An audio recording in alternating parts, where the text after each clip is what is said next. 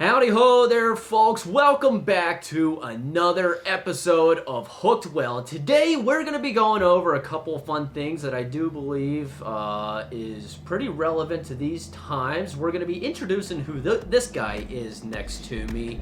We're going to be covering the Classic, upcoming bass tournaments, upcoming seasons, and we might even throw a little bit of Jesus in here. There you go. All this together on Hooked Well. Well, folks, you're listening to Hooked Well, and today we have none other than Luke Tice. Luke Tice is a local pastor in the area. He's a good buddy of mine that decides he's going to put up with me on most days. He also works at Bearded Boater Outdoors on the side. He dabbles a little bit. Yep. If you don't know that, it's a local tackle shop that you guys are missing out on. We're filming from it right now. Yep. But he also he doesn't just dabble in fishing though. Like you straight up love to fish, and you will often send me a text message asking if I'm down here so we can go fishing at the creek right by the shop here. We have a pretty decent fishery actually. It's a reasonable section For the size creek that it is, yes. and you pulled one monster tank of a fish out of there. Pull a big smallmouth out of there. Several, actually. Several good-sized smallmouth and one, what'd you catch? Oh, pike. 28-inch pike. A 28-inch pike. Might not be giant for pike size, but if you saw the creek, It'd be giant for the creek size. it's giant for the creek. It really is. It is. So, Wildlisten Creek really produces well for what it is. I mean, That is true. most spots you can almost cast to the other side. Yep. So we're not talking a monster creek. We're down here by a bridge. We got a pretty big hole. So you don't just you dabble in the tackle shop, but you wholeheartedly love to fish. We just got done watching the Classic together. You came over to my place. We had a couple other guys that we will mention a little bit later, but they were also over. We watched the Classic. So the Classic just finished up like a week ago. Not even. Hasn't even been a week, actually. Yep. It was just last weekend. Yep. And you follow more of, like, the MLF side. Yes. Right? Yep. So you kind of... I think Luke keeps more track of bass probably through me, Yep. honestly, That is than true. what he watches. He watches MLF. I kind of get my updates from him on how Wheeler's doing. Yep. And... my favorite guy, which is no secret, is Scott Martin, which he probably gets tired of me talking about. I just think he's the coolest guy ever. I hope to meet him someday. He is a cool guy. I will give you that. Yeah. And he never seems to miss a chance on stage to be able to before he even recognizes sponsors, most of the time, he'll recognize that he's there because the Lord's been good to him. Yeah. And he's been blessed to be able to get where he's at. I really think that's cool. Yeah. He has really good content on YouTube, and he's a Jesus dude. So I'm in on both of those. But the Classic just took place. Classic, if you're not familiar, is like the Super Bowl of fishing. I would say. At least of bass. Of the BASS Yeah. group. Yeah. I heard someone call it what? See, this is how unfamiliar I am. What do you call the big one in NASCAR? The Daytona 500. There it is. One in NASCAR. I heard someone describe it as that. Clearly, they were Of fishing. of fishing. Yeah. So it's a really big event. It's a 3-day tournament. First 2 days, everyone fishes. You got to make the Classic. Like, you got to earn your way into there. Yeah. It's not just a pay and you get to fish And it. you earn your way in from last year, right? Yes. Yep. That's right. That's Yeah. right. So all last year, these guys were fishing to be able to make this year's Classic, which is, I guess, a little bit strange in a way to think about. Like, it is kind of weird that these things take place on different years, especially since 2024 tournaments have already taken place and it's the 24th Classic. Right. But you didn't qualify in 24. You Yeah. qualified in 23 for this. These guys, they get to enter in multiple different ways. You got guys coming from the Elite Series. Yep. The Open Series as well. And what do they call it? The Bass Nation group as well. Yep. There's a way that I think they call them the EQs now. that's a really rugged way to get in. I think you got to win like 90 Qs or something. Maybe I'm getting something else mixed up. But anyways, it's real rigorous to be able to make it into the Classic. Like you just don't. I don't think any of these guys stumble in. Oh, you don't get the right accident. No. No. Not to the Classic. I mean, or to the elites. I haven't gotten lucky on any of my tournaments yet. Right. Like I've done tournaments for a few years now. I don't do a ton of them, but I do some. I dabble. And I haven't stumbled my way through any of those, let alone stumbling your way into a Classic. Yeah. So you don't stumble your way into the Super Bowl. No, exactly. You might fumble your way in. Yeah, right. Well, it is a competitive event. It is. Especially with the third day cutoff to only the top 25. Yeah, so this year there was 56 guys starting. Day 1 and 2. Day 3, which we didn't watch all day. I kind of watched a little bit. You guys came over for just the weigh-in mostly.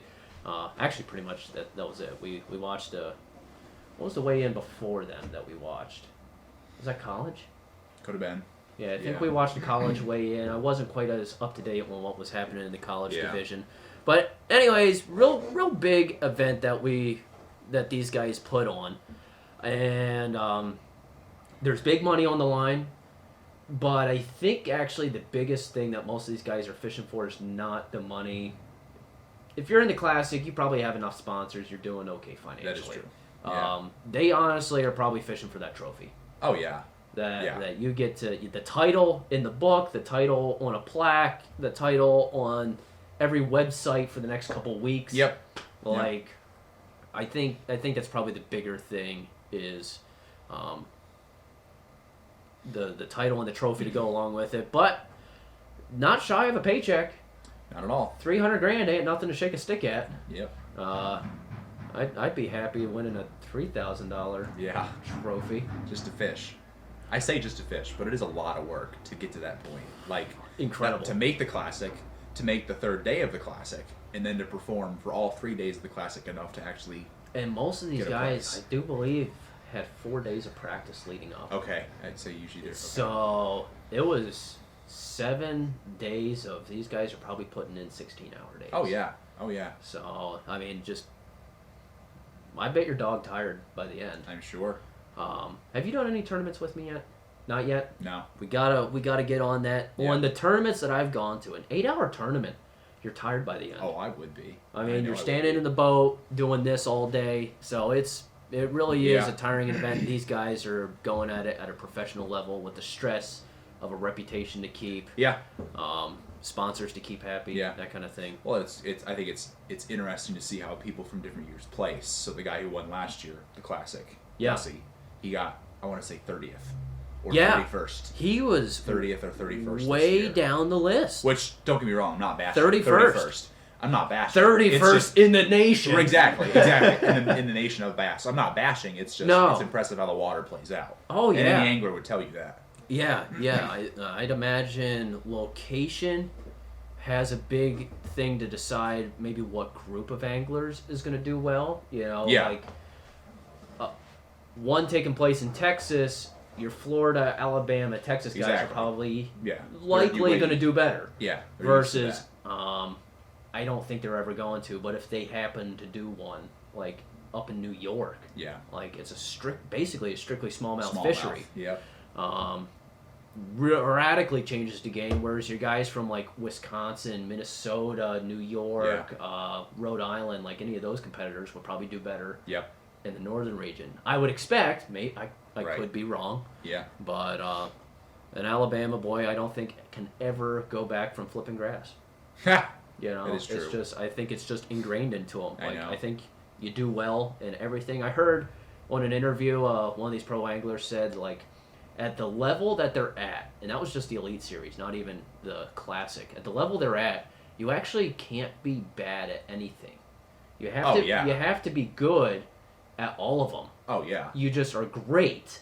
Right. In specific areas. Special areas. Yeah. I was like, well, that's interesting. Like, would you consider yourself good in any category of fishing? Like, if you could just pick one, you're like, all right, I am actually pretty darn good at doing top water. Good, maybe.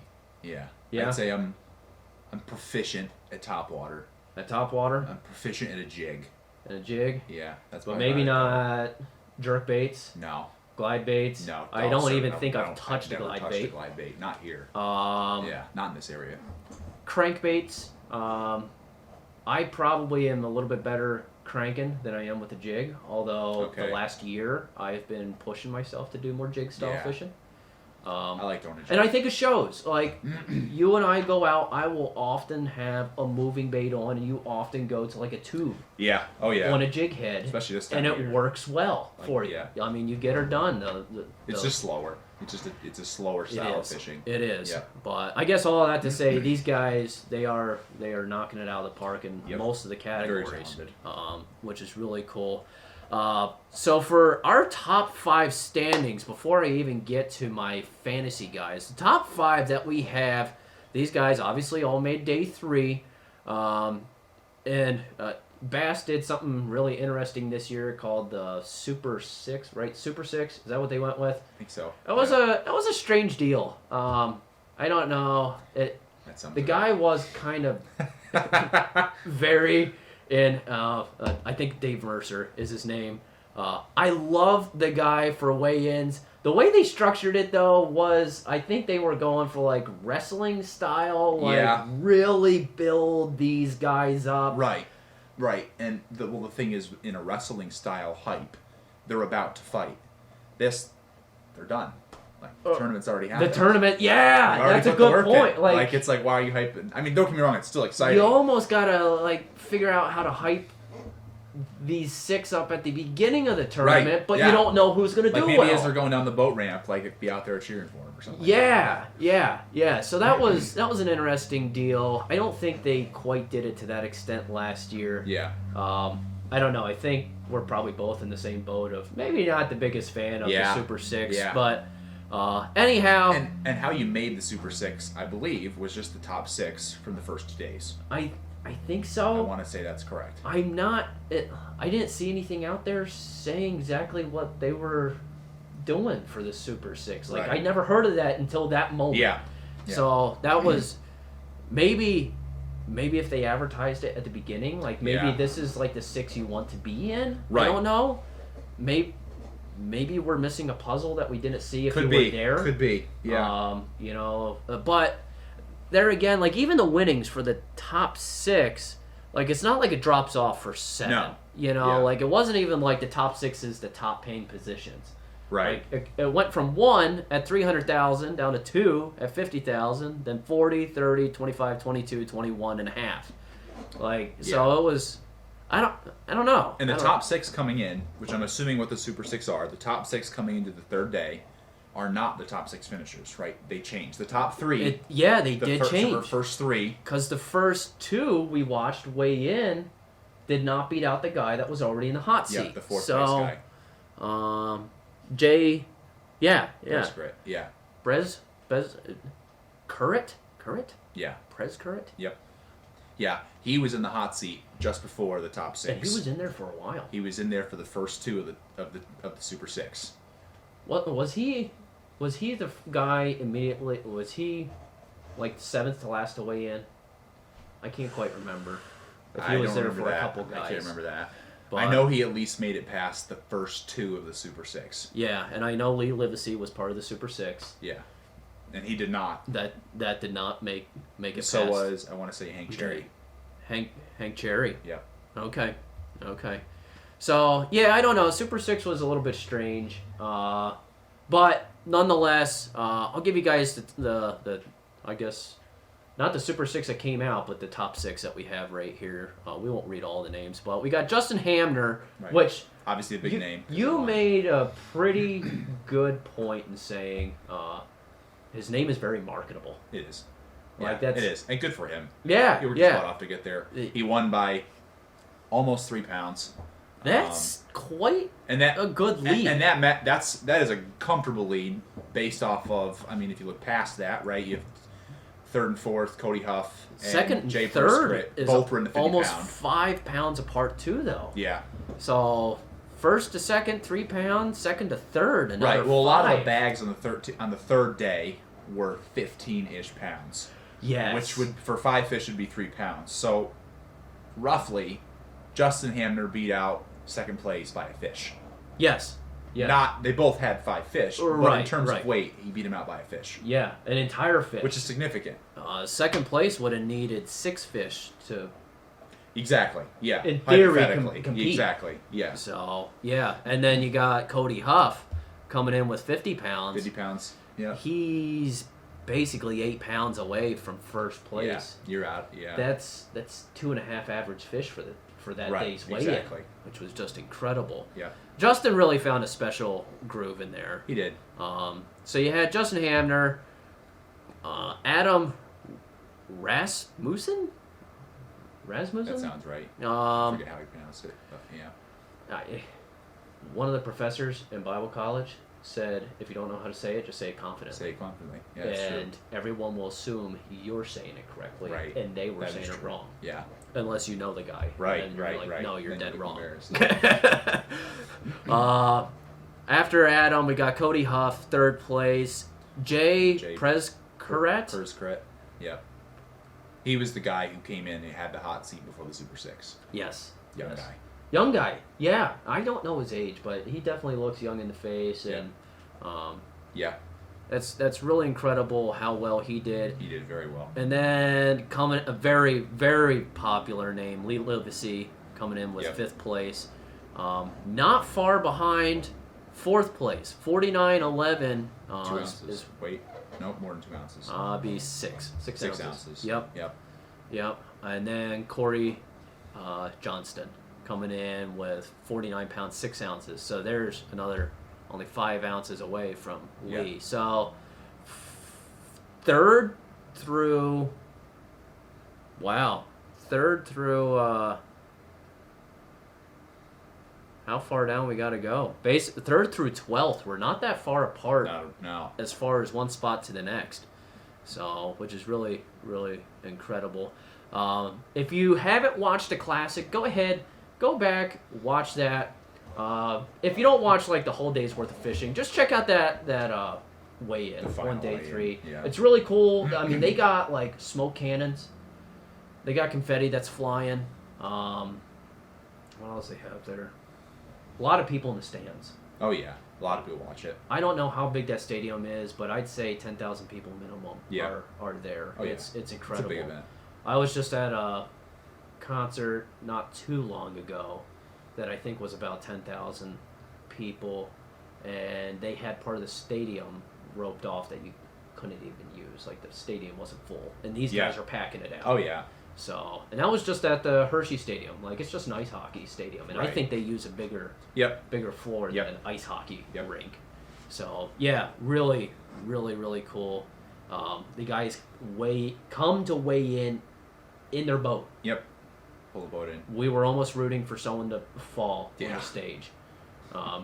I mean, you kind of don't want anyone to fall, but you would be the guy remembered. Yes. It's a cool entrance, I suppose. It is. It would definitely be some sort of entrance, especially because you grab your fish out of your boat. Right. I mean, you don't like have your fish flopping Yep. out there. Yeah. Big screens, big sound, big stage. Like that's what these guys are at the Classic. So really cool. Go back, check that out. Even just give it a couple minutes watch, just so you guys can figure out what we're talking about. Really neat event. And that kind of brings us into our next thing. We just had our first tournament of the shop here, which was just 2 weeks ago. So last week was the Classic. 2 weeks ago was our first tournament that we had. Yep. We kicked off the season March 16th with a bass tournament here at Bearded Boater Outdoors. We had a pretty decent turnout for our first tournament of the year. We had really good weather for it. You had incredible weather for it, for March. For northeastern Pennsylvania. Impeccable. You could not have asked for a better week of weather. It was wonderful. Yeah. It was wonderful. And I think that really helped us with the turnout. Oh, yeah. It wasn't a giant turnout, but we had 11 teams. All but my team was 2 people to a team. So my partner in crime thought we weren't going to catch fish that day. No, I thought you didn't have time to fish that day. So that's a valid statement. Yeah. I did tell you that I was only going to make it out for like maybe 2 or 3 hours. Plus, I can't win first because you're in...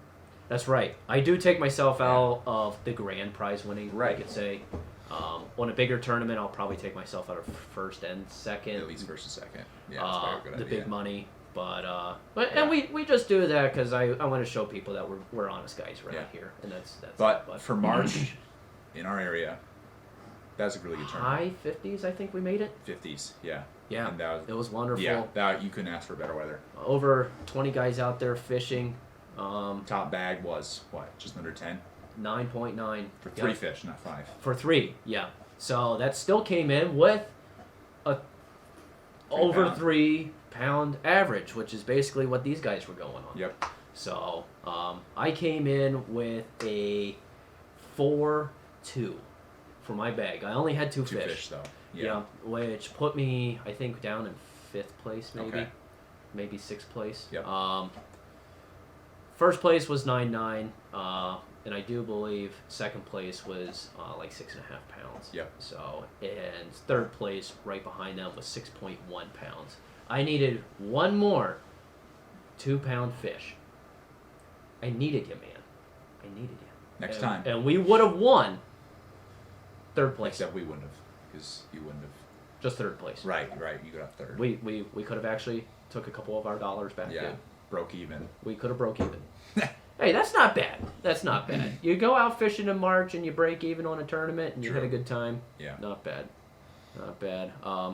The guys that took second place were Dan and Avery. Yep. Those were the other guys that came and watched the Classic with us. We're going to try, hopefully in the next, maybe even the next podcast, I'm going to try and get those guys on. Yeah, And we'll that'd be talk great. more about the strategy of what they used did. for that day. We do our tournaments here at Beer Boat or Outdoors a little bit different than I guess probably an average tournament is. Yeah. And that is, we have a circle around the shop of 20 miles, 20-mile radius, that you can go fish. Yep. That's ponds, creek, or the river. Or the river. We got the Susquehanna, and a lot of the Susquehanna falls within that 20-mile ring. You probably have, what do you think, 50 miles of river to fish in our 20-mile ring just because of snakes back and forth. Yeah, you're close to it. So much. Yeah. I mean, we catch Sayre to Tunkhannock. I mean, we got a big ring. And these guys, they bring them alive. We come here, we weigh them in on stage. We do it on stage. Yep. So that's really exciting. We just had that. First tournament went well. That was a bass tournament. Our next tournament is during the season where bass is out. Yep. So our next tournament is going to be catfishing. And last year we did a catfish tournament. Went super well. Guys were way into it. It paid out really well. First place was $300 last year. Cash prize. Yeah. Plus I kicked in a $50 gift card for the shop. So you're actually looking $350. Yeah. And this year's probably gonna, I'm guessing, gonna show out to be about the same. I would It's attendance based. Our payouts are attendance based. Yep. But more people, more money. That we got that coming up May 4th. If you guys happen to be in the area, listeners of the area, or even a little bit outside the area, I mean, there's no limit on how far you can drive to come out here. True. So if you are in Wisconsin, you can come compete. Yeah. I mean, I'd be into it. I'd work for it. But. You might want to put in the full day's effort. That's for sure. Yep. Don't be on my team. Yeah, right. Now, our last catfishing tournament, I think I only fished for 3 hours. Yeah. Adam and I went out, and we still took 5th place. Yeah. So we did really, really well. Well, the winners, you said, really worked for it. The They winners pulled the all night. basically fished for 23 out of 24 hours. Yeah. 2 of the teams in the top 3, Yeah. Well, I think, fished goes to for show, yeah. for one team did about 23 hours. I think the other one did maybe about 20 hours of fishing. Okay. So really, really incredible stuff. Respect the grind. We're excited this year. We got some sponsors that signed on. As soon as everything is anchored fast, we'll be releasing who those are. Hopefully in the next week or two. So maybe by next podcast we'll have those guys going out. And that kind of also stems us into what else is happening, which is a little bit more in your neck of the woods than what mine is. We're both bass fishermen. Yep. I am not a trout fisherman. Okay. Yeah. Yeah. I haven't never a lot. caught one. Really? Never. I have only probably held a trout in my hand because Cole caught one. Okay. I don't think, as far as I can remember, Yeah. I've never caught one and held it Okay. myself. Well, statewide opener for trout. Pennsylvania. For Pennsylvania. Yeah. Is this Saturday, a week and a day from now, April 6th. Tomorrow, though, is tomorrow is the opener, youth right? the youth open. There's a youth day for trout. So in Pennsylvania. Yeah. Tomorrow, if I come down here, I'm going to be out here looking. You probably And there's going to be a dad out there with a child strapped to his chest. That's right. For a youth opener. There you go. And he's as long as the kid's fishing with his son. Don't encourage that, but no. As long as yeah. Unfortunately, some of these adult anglers cannot wait one more week. I know. Yeah. They gotta really bend the rules. Yeah. Yeah. Trout's fun. I like in trout for trout fishing, at least in this area. Right, the game commission will stock trout, so a lot of trout. Which do you know what the number is? I don't. They've been stocking it for the last couple weeks now, leading up to season, and they stock after season starts. Yeah.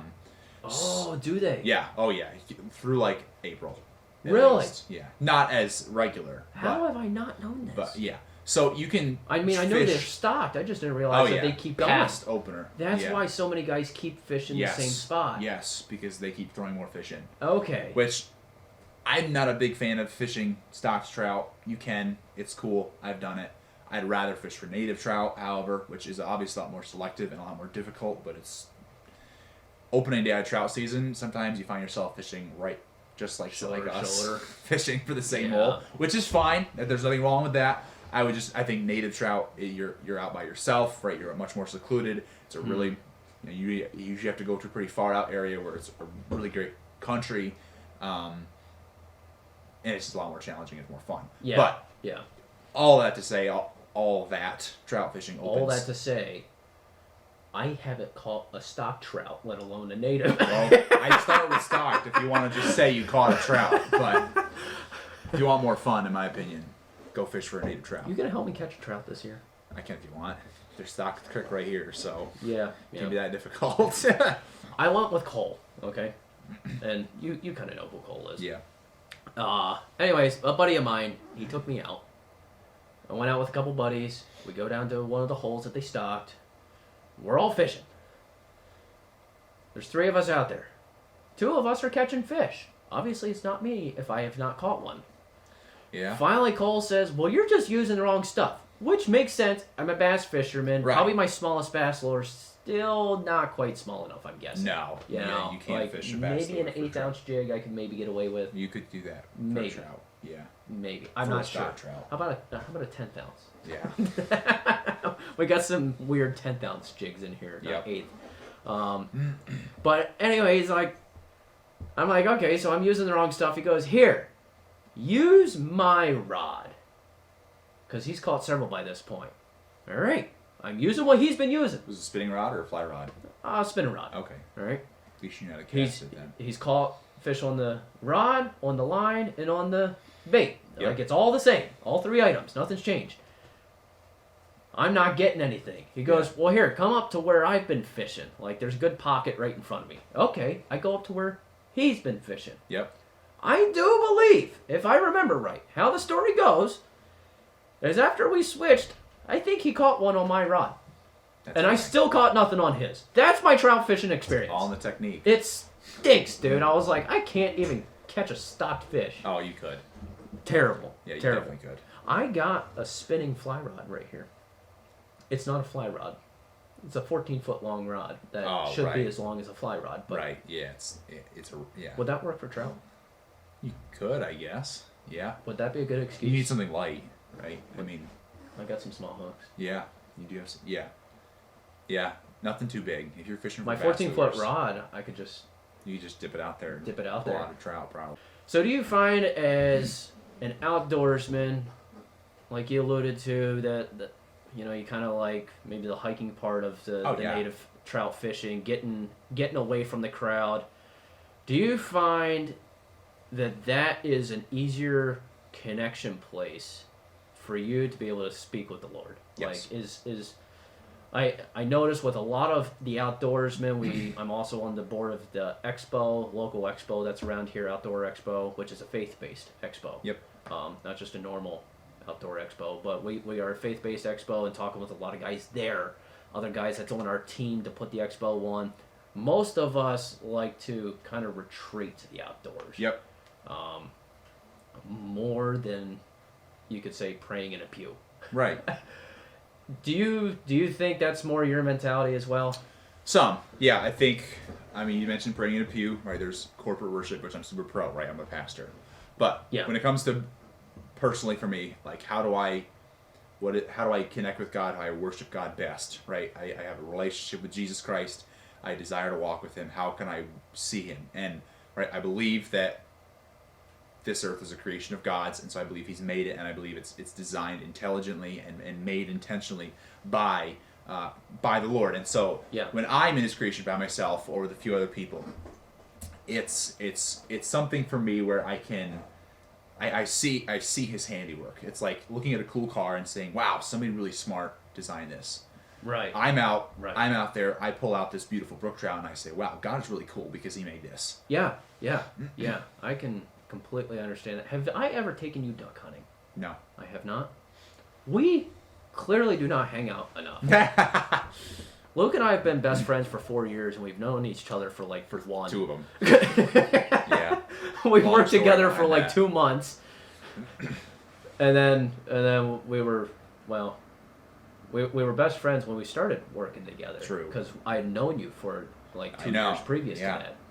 We spent 2 hours together, and suddenly we were best friends. Yep. But anyhow, I got to get you out on some more of my excursions. But the reason I bring up duck hunting, even though I know this is a fishing channel, is I go to the river, and I get out there 4:30 in the morning.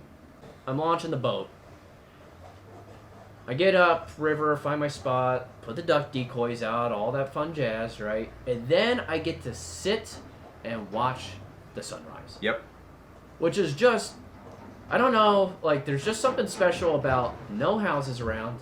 I agree. And the only thing I get to hear is, and it's so cool, I have watched from the bank of that river, ducks fly up and down the river early morning. Geese fly up and down the river early morning. I've had deer come in right behind where I'm sitting, right to me.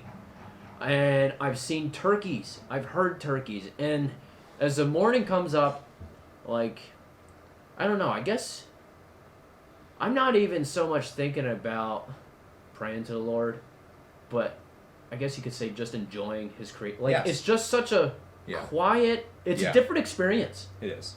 I live in town now. Hopefully we can fix that in the future. Yeah, right. I used to live in town. We moved up here. Now I'm back in town. But it's an entirely different feeling, head to toe, from looking out my bedroom window in the morning, or the kitchen window, living room window, whatever, versus just fully enjoying it. Yeah. I think that's so cool, and I use so many illustrations. But that's, I guess that's where I get to connect with the Lord. Yeah. It's when I'm out hunting, out fishing. Yeah. That's cars are, I guess you could say, are man-made, Yes. But trees and wildlife and that's all the Lord made that. And so I think that's a really cool place to go connect. Yeah, and that's not to make light of church. It's just to make much of the creation that's been made. Absolutely, absolutely. But I would definitely agree with you. There's something to corporate worship as well. I agree. I have heard guys that are a little, I guess you could say, in my opinion, too far in the outdoor spectrum, where they're like, oh no, I don't go to church. Yeah. The outdoors is my church. Right. But really, I mean, if you're breaking everything down while we're getting theological, right. We are the church, not the building. Right. The building just provides us a common place for us to get together to build one another up. Yeah. How are you building up someone while you're in the outdoors, and how is someone else building you up while you're out there? Now, maybe you and I go fishing together. Right. But there is definitely different aspects to it, and I don't think anyone is better than the other. I think it's all just required. Yes. Like if you're a city person, you don't like going out in the country. There's still something about a New Yorker being able to go into that giant park in the middle of New York City that they can be like, that is a beautiful park. Exactly. So I think that's really cool. Yep. Luke, that about probably wraps most of our time up for today. I'd say so. That puts us in a pretty good spot. You get to go speak this evening. I do. We are recording this on Good Friday. Yes, we are. And we have a Good Friday evening service. Yep. That you get to go be a part of. Yes. That multi-churches are a part of. Yes. Many churches are a part of it. I don't know Very if we're going to excited make about it. that. Okay. We'll see if Cora's up I for it. understand. Probably not. Right. I can understand Because that. with child. Very much with child. Very much with child. I don't know. Either that or we're heading to the hospital. Sure. Maybe that's our Good Friday service. Right. Ooh. Is that Rough Friday? Tell me. I guess it'll be determined. Anyways, thanks for listening. There you go. There we go. Licking offshore. Thanks for listening today, guys. You've listened to Hook Play. We'll see you in the next one.